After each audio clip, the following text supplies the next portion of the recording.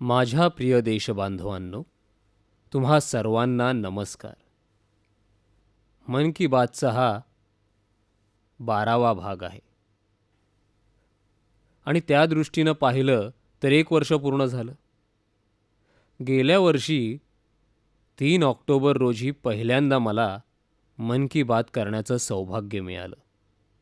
मन की बात, 1 वर्ष, अनेक गोष्टी. मला माहीत नाही की तुम्ही काय मिळवलं, मात्र मी एवढं नक्की म्हणू शकतो की मला खूप काही मिळालं. लोकशाहीमध्ये लोकशक्तीचं महत्त्व खूप आहे. माझ्या जीवनात एक मूलभूत विचार आहे आणि त्यामुळे लोकशक्तीवर माझा प्रचंड विश्वास आहे.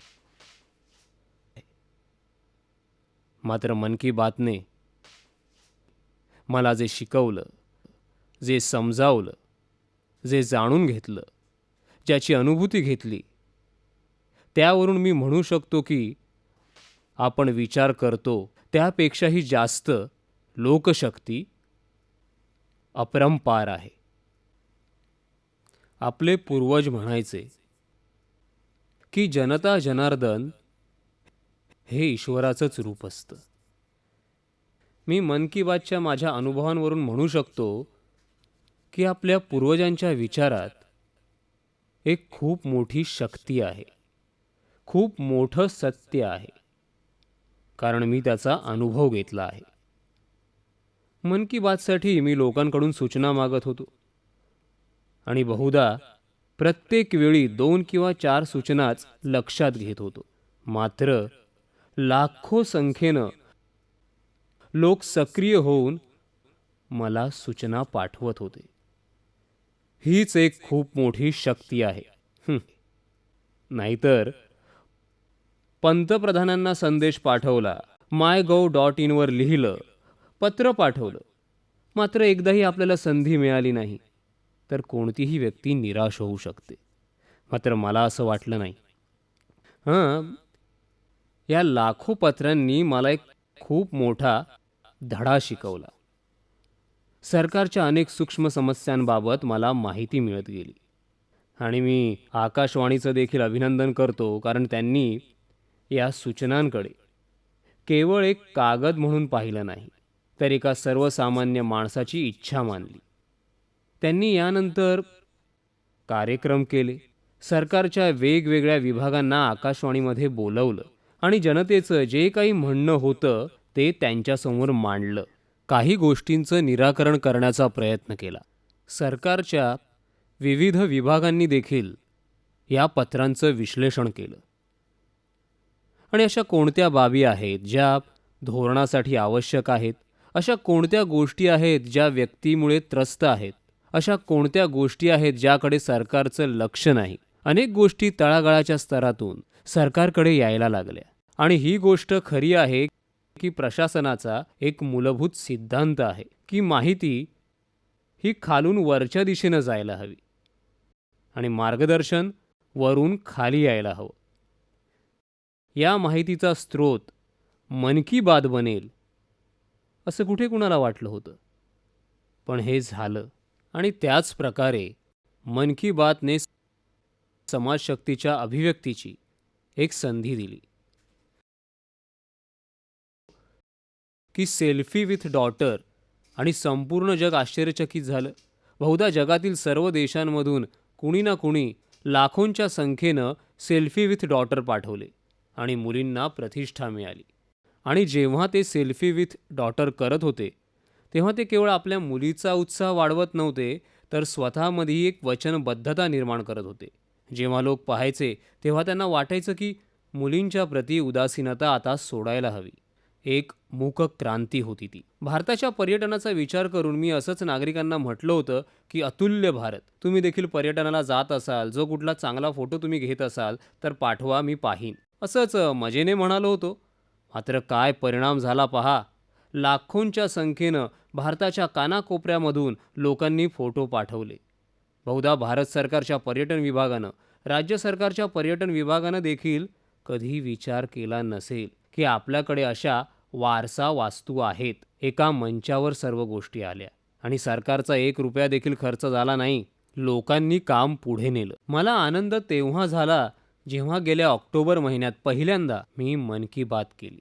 तेव्हा मी गांधी जयंतीचा उल्लेख केला होता आणि लोकांना मी सहज विनंती केली की 2 ऑक्टोबर रोजी आपण महात्मा गांधींची जयंती साजरी करणार आहोत. एक काळ होता देशासाठी खादी. काळाची गरज नाही का की फॅशनसाठी खादी? आणि मी लोकांना विनंती केली की तुम्ही खादीची खरेदी करा, थोडीफार करा. आणि आज मी अतिशय आनंदाने म्हणू शकतो की गेल्या वर्षभरात खादीची विक्री जवळपास दुपटीनं वाढली आहे. आणि हे काही सरकारी जाहिरातीमुळे झालेलं नाही, अब्जावधी रुपये खर्चूनही झालेलं नाही, तर लोकशक्तीची एक जाणीव, एक अनुभूती. एकदा मी मन की बातमध्ये म्हटलं होतं की गरिबाच्या घरी चूल जळते, मुलं रडतात. गरीब आई, तिला गॅस सिलेंडर मिळाला नको का? आणि मी धनवान लोकांना विनंती केली की तुम्ही अनुदान सोडू शकत नाही का? विचार करा. आणि आज मी अतिशय आनंदाने सांगू इच्छितो की या देशातील 30 लाख कुटुंबांनी गॅस सिलेंडरवरचं अनुदान सोडलं. आणि हे काही श्रीमंत लोक नाहीत. एका दूरचित्रवाहिनीवर मी पाहिलं की एक निवृत्त शिक्षक, विधवा महिला अनुदान सोडण्यासाठी रांगेत उभे होते. समाजातील सामान्य माणूस देखील, मध्यम वर्ग, निम्न मध्यम वर्ग, ज्यांच्यासाठी अनुदान सोडणं कठीण काम आहे, मात्र अशा लोकांनी सोडलं. ही मूकक्रांती नाही का? हे लोकशक्तीचं दर्शन नाही का? सरकारांनी देखील धडा शिकायला हवा की आपल्या सरकारी चौकटीत जे काम होतं त्या चौकटीबाहेर एक खूप मोठा लोकशक्तीचा, एक सामर्थ्यवान, ऊर्जावान आणि संकल्पवान समाज आहे. सरकार जितकं समाजाशी मिळून मिसळून चालेल तेवढंच जास्त समाजात परिवर्तन घडवून आणण्यासाठी चांगल्या प्रकारे काम करू शकेल. मन की बातमध्ये माझा ज्या गोष्टींवर विश्वास होता त्याचं रूपांतर श्रद्धेत झालं आहे. आणि म्हणूनच मी आज मन की बातच्या माध्यमातून पुन्हा एकदा लोकशक्तीला शतशः प्रणाम करू इच्छितो, नमन करू इच्छितो. प्रत्येक छोटी गोष्ट आपली मानली आणि देशाच्या कल्याणासाठी स्वतःशी जोडण्याचा प्रयत्न केला. यापेक्षा मोठा आनंद काय असू शकतो? मन की बातमध्ये यावेळी मी एक नवीन प्रयोग करण्याचा विचार केला. मी देशाच्या नागरिकांना विनंती केली की तुम्ही दूरध्वनीवरून तुमचे प्रश्न, तुमच्या सूचना नोंदवा. मी मन की बातमध्ये त्या विचारात घेईन. मला आनंद आहे की देशभरातून सुमारे 55,000हून अधिक दूरध्वनी आले. मग ते सियाचीन असो, कच्छ असो, कामरूप असो, काश्मीर असो किंवा कन्याकुमारी असो. भारतातील असा कोणताही प्रदेश नसेल जिथून लोकांनी दूरध्वनीवरून फोन केला नसेल. हा एक सुखद अनुभव आहे. सर्व वयोगटातील लोकांनी संदेश पाठवले आहेत. काही संदेश तर मी स्वतः ऐकणं पसंत केलं. मला बरं वाटलं. अन्य संदेशांवर माझी टीम काम करते. तुम्ही भले 1 मिनिट 2 मिनिट लावले असतील, मात्र माझ्यासाठी तुमचा फोन कॉल, तुमचा संदेश खूप महत्त्वाचा आहे. संपूर्ण सरकार तुमच्या सूचनांवर जरूर काम करेल. मात्र एक गोष्ट माझ्यासाठी आश्चर्याची होती आणि आनंदाची देखील होती. तसं पाहिलं तर वाटतं चारी बाजूला नकारात्मकता आहे, मात्र माझा अनुभव वेगळा होता. या 55,000 लोकांनी आपल्या पद्धतीनं आपलं म्हणणं सांगायचं होतं. त्यावर कुठलं नियंत्रण नव्हतं. काही सांगू शकत होते ते. मात्र मी हैराण झालो. साऱ्या गोष्टी अशा होत्या जशा की मन की बातच्या छायेतील असाव्यात. संपूर्णपणे सकारात्मक, सूचनात्मक, सृजनात्मक. म्हणजेच पहा, देशाचा सामान्य नागरिक देखील सकारात्मक विचार घेऊन चाललाय. ही केवढी मोठी मिळकत आहे देशाची. केवळ 1-2% फोन आले असतील ज्यात गंभीर स्वरूपाच्या तक्रारी असतील. नाहीतर 90% जास्त ऊर्जादायी, आनंददायी विचार लोकांनी मांडले आहेत. आणखी एक गोष्ट माझ्या ध्यानात आली, विशेषतः विकलांग, त्यात देखील बहुतांश दृष्टिहीनांचे अनेक फोन आले. मात्र त्याचं कारण हे असेल की बहुधा ते टी व्ही पाहू शकत नसतील, रेडिओ नक्की ऐकत असतील. अंधांसाठी रेडिओ किती महत्त्वपूर्ण आहे हे मला यावरून लक्षात आलं. एक नवीन पैलू मी पाहत आहे. या लोकांनी इतक्या छान छान गोष्टी सांगितल्या आहेत आणि सरकारला संवेदनशील बनवण्यासाठी त्या पुरेशा आहेत. मला राजस्थानच्या अलवर इथून पवन आचार्य यांनी एक संदेश पाठवला आहे. मला वाटतं पवन आचार्य यांचं म्हणणं संपूर्ण देशानं ऐकायला हवं आणि संपूर्ण देशानं मानायला देखील हवं. बघूया त्यांना काय म्हणायचं आहे. अवश्य ऐका. मेरा नाम पवन आचार्य है और मैं अलवर राजस्थान से बिलोंग करता हूं। मेरा मैसेज प्रधानमंत्री श्री नरेंद्र मोदी जी से ये है कि कृपया आप इस बार मन की बात में पूरे भारत देश की जनता से आह्वान करें कि दिवाली पर वो अधिक से अधिक मिट्टी के दियों का उपयोग करें। इससे पर्यावरण का तो लाभ होगा ही होगा और हजारों कुम्हार भाइयों को रोजगार का अवसर मिलेगा। धन्यवाद। पवन, मला खात्री आहे की वाऱ्याप्रमाणे तुमची ही भावना भारतातील कानाकोपऱ्यात नक्कीच पोहोचेल. चांगली सूचना आहे आणि मातीचं तर काहीच मोल नसतं आणि म्हणूनच मातीचे दिवे देखील अनमोल आहेत. पर्यावरणाच्या दृष्टीने देखील त्यांचं महत्त्व आहे. आणि दिवा तयार होतो गरिबाच्या घरात. छोटी छोटी माणसं या कामातून आपलं पोट भरतात. आणि मी देशबांधवांना सांगू इच्छितो की येणाऱ्या सणांमध्ये पवन आचार्य यांचं म्हणणं आपण ऐकलं तर याचा अर्थ आहे की दिवा आपल्या घरी जळेल, मात्र त्याचा उजेड गरिबाच्या घरात पडेल. माझ्या प्रिय देशबांधवांनो, गणेश चतुर्थीच्या दिवशी मला लष्कराच्या जवानांबरोबर 2-3 तास घालवण्याची संधी मिळाली.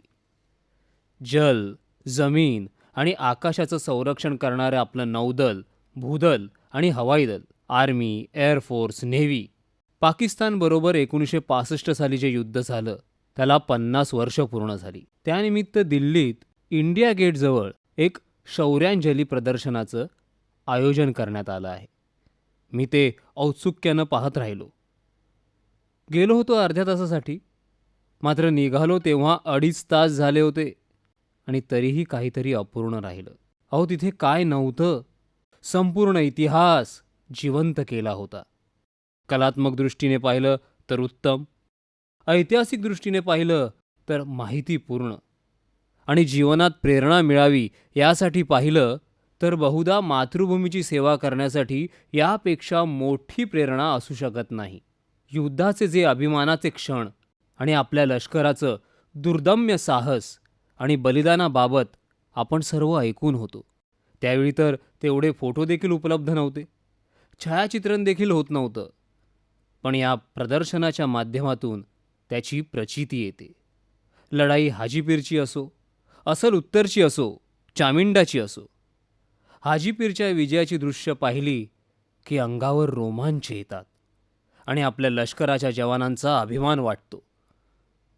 मला या वीर कुटुंबांना भेटायला मिळालं, त्या बलिदानी कुटुंबांना भेटता आलं आणि युद्धात ज्या लोकांनी भाग घेतला होता ते आता जीवनाच्या उत्तरार्धात आहेत ते देखील आले होते. आणि जेव्हा त्यांच्याशी हात मिळवला तेव्हा वाटलं, वाह, काय ऊर्जा आहे. प्रेरणादायी होतं. जर तुम्हाला इतिहास घडवायचा असेल तर इतिहासाच्या सूक्ष्म गोष्टी समजून घेणं आवश्यक असतं. इतिहास आपल्याला आपल्या मुळांशी जोडतो. इतिहासाशी जर नातं तुटलं तर इतिहास बनवण्याच्या शक्यतेला देखील पूर्णविराम मिळतो. या शौर्य प्रदर्शनाच्या माध्यमातून इतिहासाची अनुभूती होते, इतिहासाची माहिती मिळते आणि नवीन इतिहास बनवण्याच्या प्रेरणेचे बीज देखील पेरलं जाऊ शकतं. मी तुम्हाला, तुमच्या कुटुंबाला, तुम्ही जर दिल्लीच्या जवळपास असाल, बहुधा हे प्रदर्शन आणखीन काही दिवस चालेल, तुम्ही जरूर पहा. आणि माझ्याप्रमाणे काही करू नका.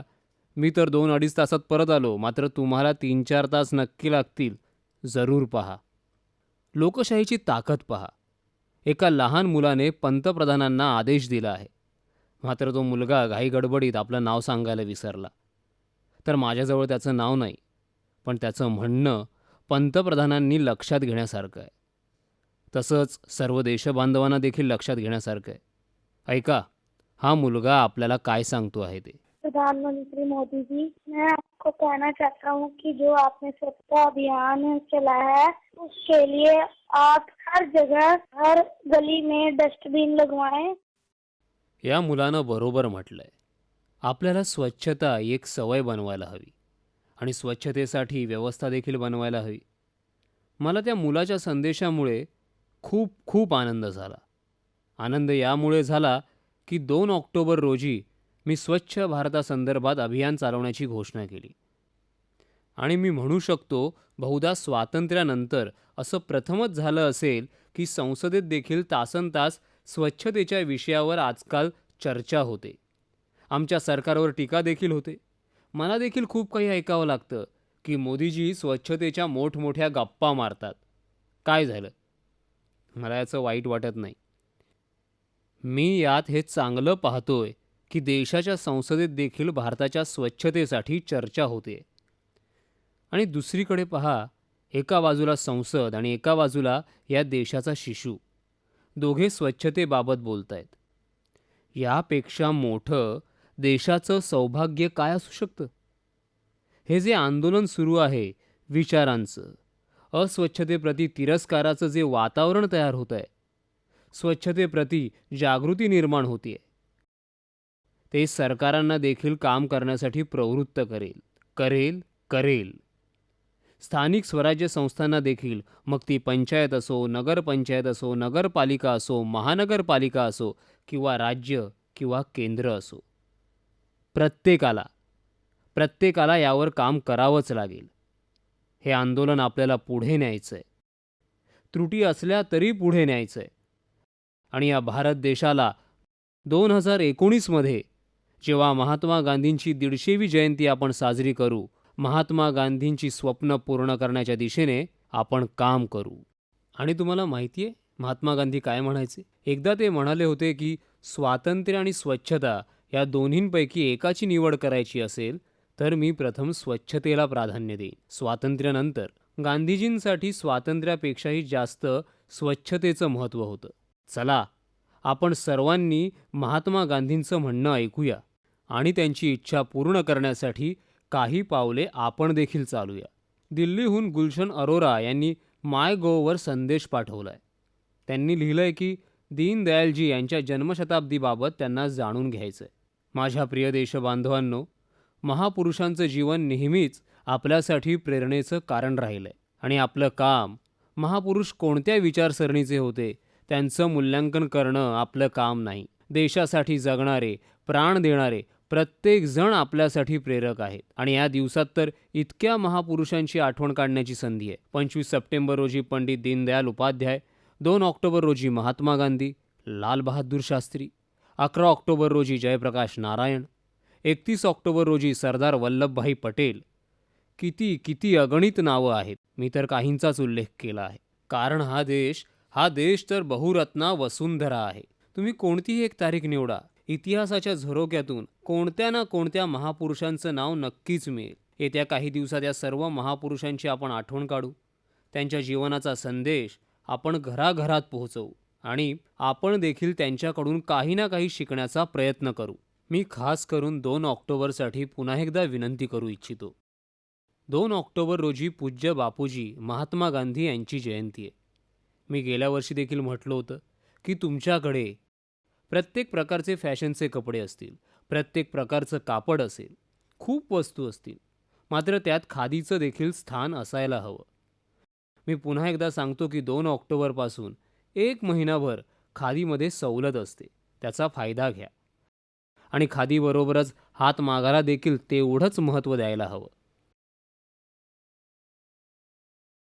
आपले विणकर बंधू इतकी मेहनत करतात.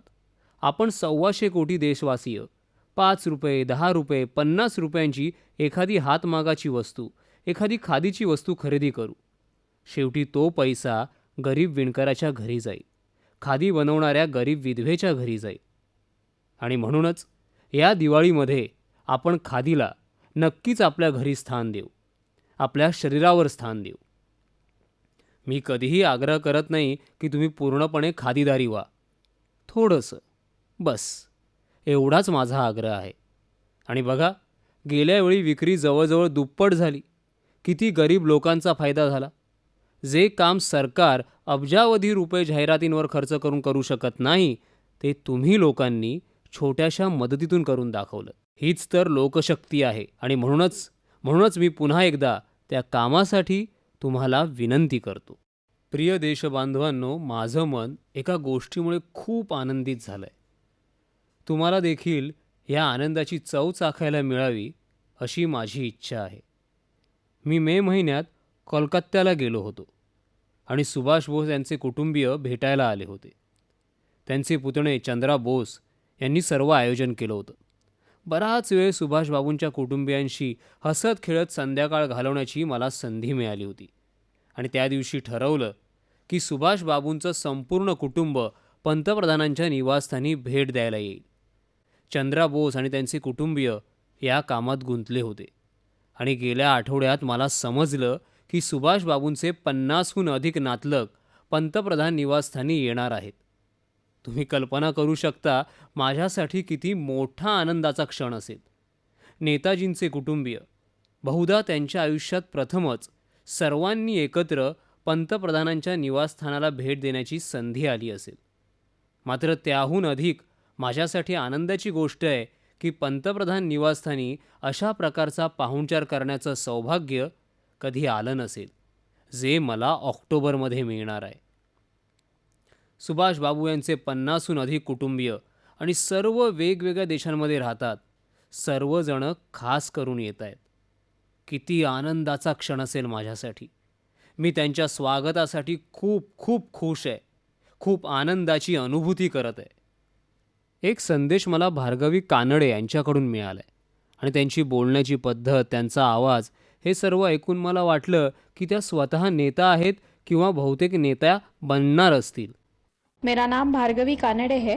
मैं प्रधानमंत्री जी से ये निवेदन करना चाहती हूँ कि आप युवा पीढ़ी को वोटर्स रजिस्ट्रेशन के बारे में जागरूक करें, जिससे आने वाले समय में युवा पीढ़ी का सहभाग बढ़े और भविष्य में युवा पीढ़ी का महत्वपूर्ण सहयोग सरकार चुनने में हो और चलाने में भी हो सके. धन्यवाद.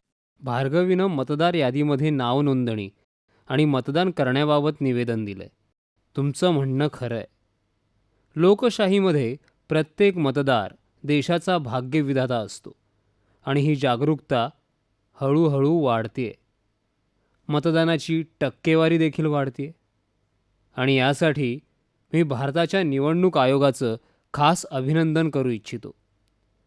काही वर्षांपूर्वी आपण पाहायचो की आपला निवडणूक आयोग केवळ एक नियामक म्हणून काम करतोय.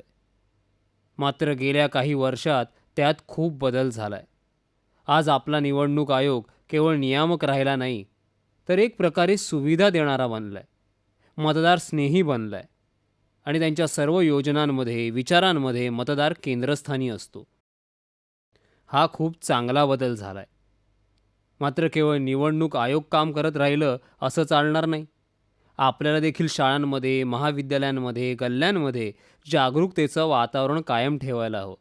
केवळ निवडणुका आल्यावर जागृती करणं बरोबर नाही. मतदार सूचीचं अद्ययावतीकरण व्हायला हवं. आपण सुद्धा लक्ष द्यायला हवं. मला जो अमूल्य अधिकार मिळाला आहे, तो माझा अधिकार सुरक्षित आहे की नाही? मी माझ्या अधिकाराचा उपयोग करत आहे की नाही? ही सवयच आपण सर्वांनी लावून घ्यायला हवी. मी आशा करतो देशाचे तरुण जर मतदार यादीमध्ये नोंदणी नसेल तर त्यांनी नोंदणी करावी आणि मतदान देखील अवश्य करावं. आणि मी तर निवडणुकांच्या काळात जाहीरपणे म्हणत असतो की आधी मतदान नंतर जलपान. एवढं पवित्र काम आहे. प्रत्येकानं करायलाच हवं. परवा मी काशीला जाऊन आलो. खूप लोकांना भेटलो. खूप कार्यक्रम झाले. इतक्या लोकांना भेटलो, मात्र 2 मुलं, त्यांच्याबाबत मला तुम्हाला सांगायचं आहे. क्षितिज पांडे नावाचा 7व्या इयत्तेत शिकणारा एक विद्यार्थी मला भेटला. बनारस हिंदू विद्यापीठात केंद्रीय विद्यालयात तो 7व्या इयत्तेत शिकत आहे. तसा आहे एकदम हुशार. त्याचा आत्मविश्वास वाखाणण्याजोगा आहे. एवढ्या लहान वयात भौतिकशास्त्रात संशोधन करण्याची त्याची आवड मी पाहिली. मला वाटलं तो खूप काही वाचत असावा. इंटरनेट सर्फिंग करत असेल, नवनवीन प्रयोग पाहत असेल, रेल्वे अपघात कसे रोखता येतील, कोणतं तंत्रज्ञान असावं, ऊर्जेमधील खर्च कमी कसा करता येईल, रोबोमध्ये भावना कशा येतील, अशा अनेक गोष्टी तो सांगत होता. खूपच चाणाक्ष होता तो. असो, तो जे काही सांगत होता त्यात किती तथ्य आहे हे काही मला पाहता आलं नाही. मात्र त्याचा आत्मविश्वास, त्याची आवड पाहून बरं वाटलं. आणि माझी इच्छा आहे की देशातील मुलांची विज्ञानाप्रती रुची वाढायला हवी. मुलांच्या मनात सतत प्रश्न निर्माण व्हायला हवेत. का, कसं, केव्हा हे बालकांनी मनापासून विचारावं. तसंच सोनम पटेल या लहान मुलीला मला भेटायला मिळालं. तिचं वय 9 वर्ष. वाराणसीच्या सुंदरपूर इथल्या सदावृत्त पटेल यांची मुलगी. खूपच गरीब कुटुंबातली मुलगी आहे.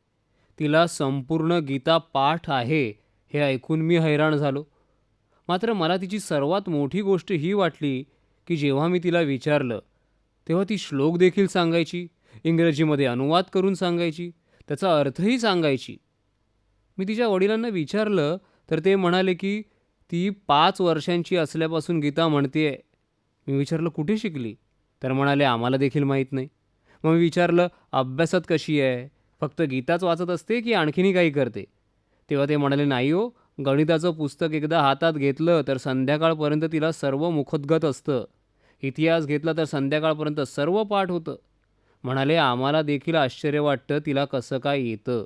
मी खरंच खूप प्रभावित झालो. कधीकधी काही मुलांना सेलिब्रिटीचा छंद असतो. असं सोनममध्ये काही नव्हतं. ईश्वरानं तिला नक्कीच एखादी शक्ती दिली असावी असं मला वाटतं. असो, ही दोन्ही मुलं माझ्या काशी प्रवासातील माझी विशेष भेट होती. मला वाटलं तुम्हाला देखील सांगावं. टी व्हीवर जे आपण पाहता, वृत्तपत्रांमध्ये वाचता, त्याशिवाय देखील खूप कामं आम्ही करत असतो आणि कधीकधी तर अशा कामांचा आनंद देखील मिळतो. तसंच या 2 मुलांबरोबर माझ्या गप्पा माझ्यासाठी अविस्मरणीय होत्या. मी पाहिलं आहे की मन की बातमध्ये काही लोक माझ्यासाठी खूप कामं घेऊन येतात. बघा, हरियाणाचे संदीप काय म्हणतायत. संदीप, हरियाणा। सर, मैं चाहता हूं कि आप जो मन की बात ये महीने में एक बार करते हैं, आपको वीकली करनी चाहिए, क्योंकि आपकी बातों से काफी प्रेरणा मिलती है। संदीप, माझ्याकडून काय काय करवून घ्याल. महिन्यातून एकदा मन की बात करण्यासाठी मला इतकी धावपळ करावी लागते, वेळ काढावा लागतो. अहो, कधी कधी तर आमच्या आकाशवाणीच्या सर्व सहकाऱ्यांना अर्धा अर्धा, पाऊण तास माझी वाट बघत बसावं लागतं. मात्र मी तुमच्या भावनेचा आदर करतो. तुमच्या सूचनेसाठी मी तुमचा आभारी आहे. सध्या तरी महिन्यातून एकदा ठीक आहे.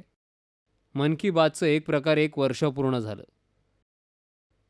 तुम्हाला माहिती आहे, सुभाष बाबू रेडिओचा किती उपयोग करायचे. जर्मनीतून त्यांनी आपला रेडिओ सुरू केला होता आणि भारताच्या नागरिकांना स्वातंत्र्य संग्रामाबाबत नियमितपणे ते रेडिओच्या माध्यमातून माहिती द्यायचे. आझाद हिंद रेडिओची सुरुवात साप्ताहिक बातमीपत्रापासून त्यांनी केली होती. इंग्रजी, हिंदी, बंगाली, मराठी, पंजाबी, पश्तू, उर्दू सर्व भाषांमध्ये तेव्हा ते रेडिओ चालवत होते. मला देखील आता आकाशवाणीवर मन की बात करता करता 1 वर्ष पूर्ण झालं. तुमच्यामुळे माझी मन की बात खऱ्या अर्थानं तुमची मन की बात बनली आहे. तुमचं म्हणणं मी ऐकतो, तुमच्यासाठी विचार करतो, तुमच्या सूचना पाहतो. त्यातूनच माझे विचार धावू लागतात, जे आकाशवाणीच्या माध्यमातून तुमच्यापर्यंत पोहोचतात. बोलतो मी, मात्र गप्पा तुमच्या असतात आणि हेच तर माझं समाधान आहे.